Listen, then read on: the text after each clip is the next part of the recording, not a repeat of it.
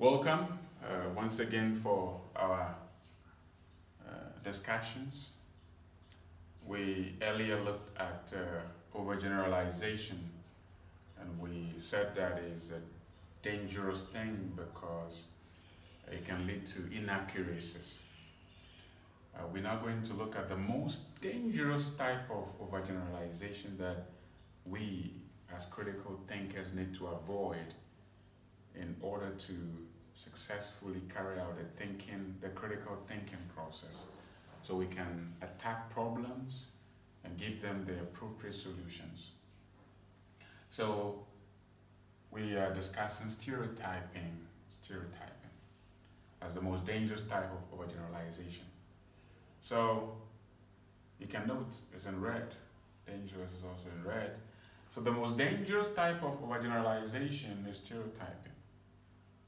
So comes the question, what is stereotyping? It's about people of a particular race, sex, social status, profession, ethnicity, religion. It could be about things also. But the more common form of stereotyping is giving people of a particular race, particular religion, ethnicity, profession, status, and many other things, a particular kind of tag, and that you expect the people to behave according to the tag you've given them. And anyone that does not match that tag that is given to such a people, maybe look upon as being different. The reason why we say that stereotyping is the most dangerous is that it leads in many inaccuracies. It leads to controversies and misunderstanding. And once you misunderstand a person, there will be difficulty to maintain a good relationship with that person. So we're going to, as critical thinkers, eschew this dangerous type of overgeneralization, which is stereotyping. How do we get rid of that?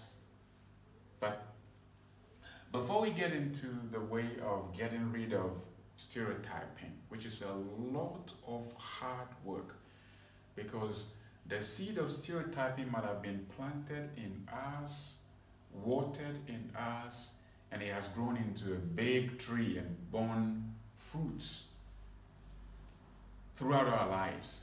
So it takes a lot of critical thinking energy to be able to uproot this tree and think clearly and look upon people or things as they actually are, not the way we want them to be.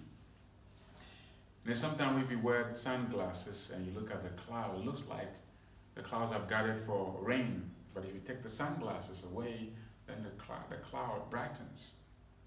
So stereotyping could be the glasses we wear, or through the glasses through which we see people. We want them to be that way. They may not be what we think them to be necessarily.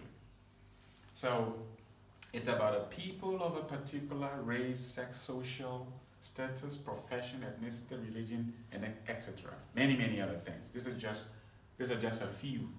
I would like to just give some examples to let you see stereotyping in reality. We would like to think about people of a particular race.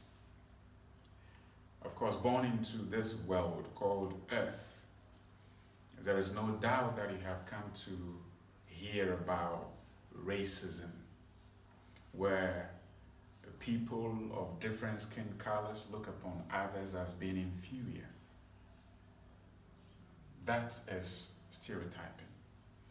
So perhaps a black person could be looked upon as being narrow-minded, violent, doing negative things. That is stereotyping. Perhaps a black person could also see a white person to be this or that. This white person is proud, this white person is cruel, without actually having to experience this type of thing that we accuse other people of. So racism is one child from stereotyping. So a white person who is prejudiced against a black people would automatically think that every black person would behave in a particular way, in a black person's prejudice, or who can stereotype a white person to behave in a particular way. It's difficult to be able to avoid stereotyping, isn't it?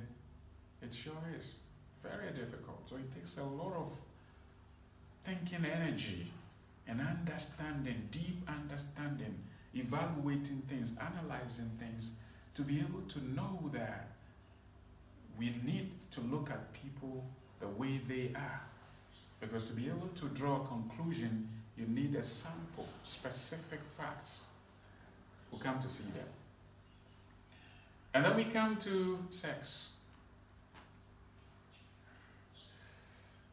Women may think that men are dominating. They look down upon them. Yes, some men look down upon women. Isn't that true? Yes, they do. But is it every man that looks down upon women? No. So if women, for example, assume that every man is dominating and kind, rude towards women, that would be wrong. Some men, of course, sadly do that. Maybe men could also assume that all women are like to knock, love money, like gossiping. But is this true in the case of every woman? And some men into gossip? So you could see that the ability to balance things would make us to become clear thinkers. And we would not necessarily, or we would not stereotype people. We want to observe people. As we go ahead to see, we come to see that people, should be looked at as individuals, and things should be looked at as single things that we could identify to be unique, because each person or each thing is actually unique. Then we come to social status. Sometimes it is possible that someone's status in a society, maybe the person is educated and well educated, and there is a possibility that that person could be looked upon as being proud, simply because he is well educated, and that it could be assumed to look down upon people. But is it every educated person who looks down upon people? No. Some people, unless they're telling you or you know about their education, you may never know that they are well educated. While on the other hand, somebody may not be well educated but would be perhaps proud in a way you wouldn't even be surprised at. Whatever the case, we are not going to use a person's social status to put that person in a particular box. We want to be conscious that we have to judge people, if we should judge them, by their conscious behavior, not by something that we assume that they should be, even before we get to know them. So stereotyping is dangerous. Ethnicity. And we've talked about race, we've talked about sex, we talk about social status, we talk about profession. Did we talk about profession? I don't think so. Yes, profession. Just tidbits about it. Sometimes it's not true that when we see people in some particular professions, you may assume something about them. Whatever you assume about someone before you meet that person in profession. For example, it is true that in Ghana, the ratio of doctor to patient is just, it tells heavily to the side of patients. So doctors are stretched.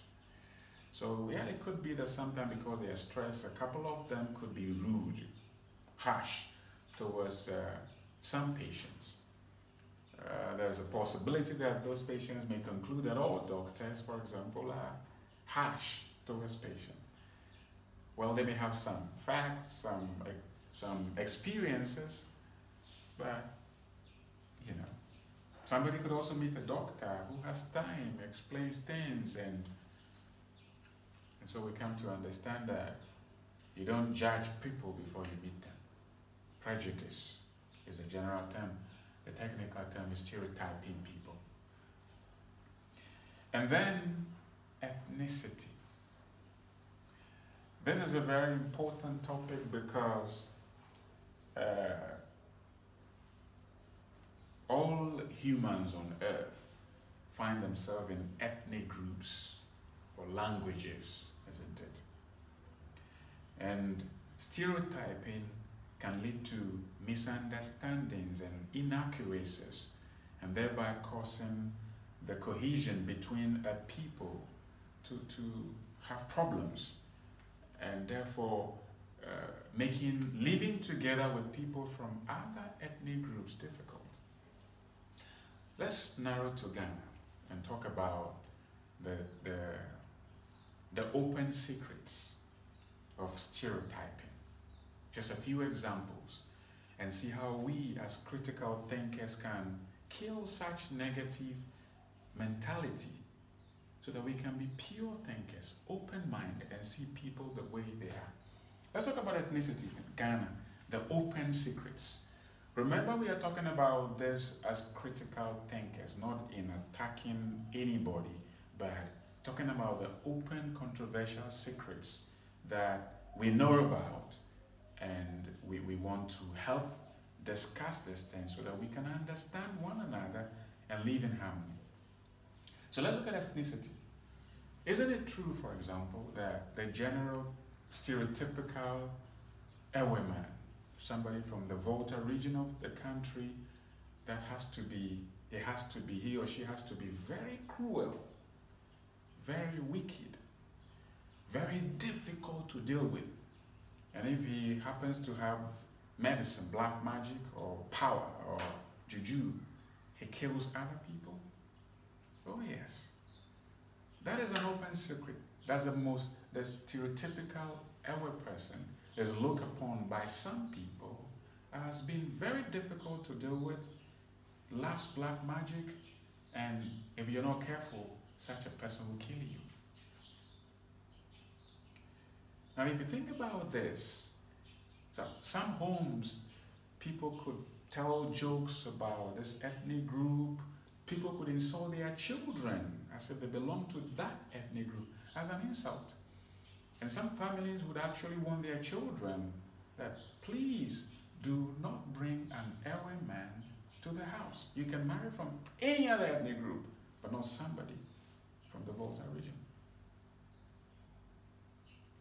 And then you happen to come across some people, some Ewe persons, and then you note differently the things that you have heard parents and siblings, schoolmates, the jokes about them. Some of them turn out to be completely different.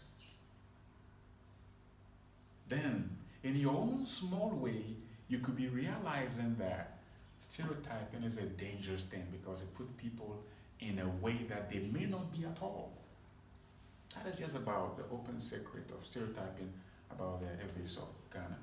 Then we move on to, let's say, Ashantis. The stereotypical Ashanti person in the mind of some people is that an Ashanti has to be proud.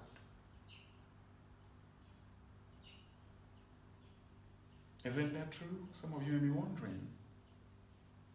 But you may come in contact with an Ashanti, and then his or her behavior towards you is so smooth, no pride. Then you may begin to realize that, oh, this accusation against Ashantis cannot be true in the case of every one of them. And therefore, you should do something about stereotyping. And then you go on to, let's say, Ghanas. The idea about guns, for example, that I have heard about people is that they are vulgar, always like to fight, you know. And then you meet a guy person who wouldn't kill an ant. And then you begin to wonder, wow, whoa. You put 2 and 2 together, and then you see that no, it's not necessarily the way people say it is. People have their own individual makeup. They may belong to a particular group, but they are still individuals. You may hear, for example, that people from the northern part of Ghana, from the country, are put in a box, a violent box. They are assumed to like to fight. Then you meet somebody from the north, a Dagbani or Gonja, Mampuli, or whatever ethnic group, and then they have very beautiful personalities. Then, as a critical thinker, you begin to see that, oh, this is actually the most dangerous type of overgeneralization, stereotyping. And you begin to think that people should be looked upon as individuals, not as necessarily a group. Even though, yes, we belong to groups, don't we? We belong to ethnic groups, we belong to countries, we belong to continents, we belong to planets, we belong to galaxies. We always will belong to something, wouldn't we? Yeah. Then, let's talk about Enzyma. The one that I have heard in the air is that they like witchcraft. And how that came about, you can't tell. But witchcraft is a common thing in the world, isn't it? How come that a particular ethnic group has been labeled as perpetrators or those who deal in witchcraft or wizardry? Well, then you have met some Enzymas and you see that, oh, they don't even have any knowledge about witchcraft or wizardry. And then your mind is cleared. You hear of Achims, I learned that they are into legality, you know, they are into legal cases, fighting in the law courts. They always want to drag people to court. They are difficult to deal with. All they know about is law. But you may meet an Achim person who doesn't display those qualities. All these examples we are discussing is simply to show that stereotyping is dangerous, and critical thinkers should avoid stereotyping because it can lead to inaccuracies and it can be costly sometimes. So, what it means is that, is it not true that sometimes we think that, oh, I am not that type of person. But we can take a particular ethnic group and there is a negative joke about that ethnic group and people crack it and we burst into paroxysms of laughter. We burst out laughing, you know, and then another one cracks a joke about this ethnic group, we laugh. Now, how would we be able to know how it feels like? If anybody laughs at us because of who we are and where we come from, are we happy about it?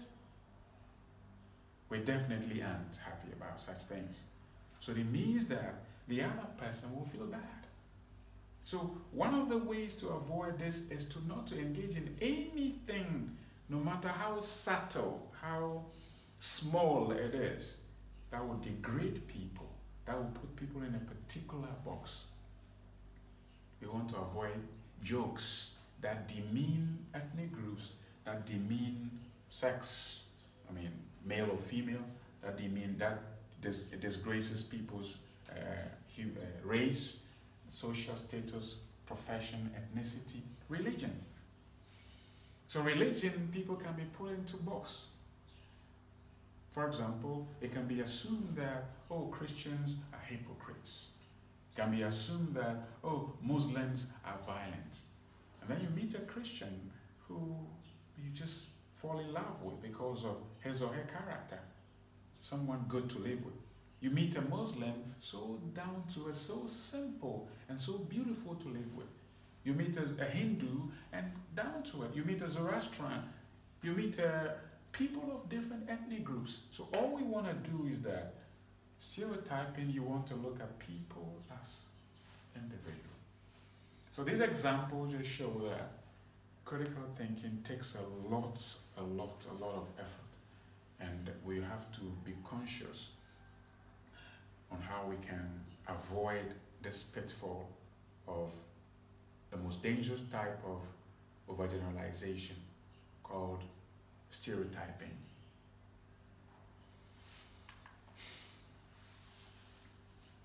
So, stereotypes ignore the existence of individual choice and variation. So, when a person says that, oh, you come from this place, wow, you are different. The moment you hear such a thing, what should come to your mind? The person has a mind about you even before he's met you. So they ignore individual choice and variations. Individual choice does not exist in the minds of those who stereotype other people. No, you have to be this. And think of it, stereotyping is the most dangerous type of judgment that a person can undergo. Think of it. If the people coming from a particular place are judged to be this way by stereotyping them to belong to a particular way of life, usually negative, stereotypes hardly go for the positive. It means that those who are alive, every one of them, those who are dead, every one of them, those yet to be born, every one of them are always like that. How would you feel? Suppose you were placed in the docket at the courtroom, and then the judge sentences you to 10 years in prison for a crime you are going to commit in 10 years. Shocking, isn't it? How could you be punished for something you haven't done? That is exactly what stereotyping does. Even before you are born, you are sentenced into prison because of a crime you are likely, you have to commit according to that mentality of stereotyping people, which is very dangerous. So yes, individuals have choices. Yes, individuals have variation. And variation permeates life in its entirety. That is why you can take orange, they belong to the orange family. Some oranges are yellow, some are green, some are even red in color. Some are very sweet, others are sour. Some are sweet and sour. The same plant has different flavor, has different flavors, has different tastes, but remains orange. In the same way, people may belong to a particular group, but they are still individuals. We need to recognize that and treat people as such. Stereotypes also lead to misunderstandings and inaccuracies. Take your history books and read about ethnic clashes, wars, where many lives have been lost. And you would understand that sometimes it is simply because of stereotyping.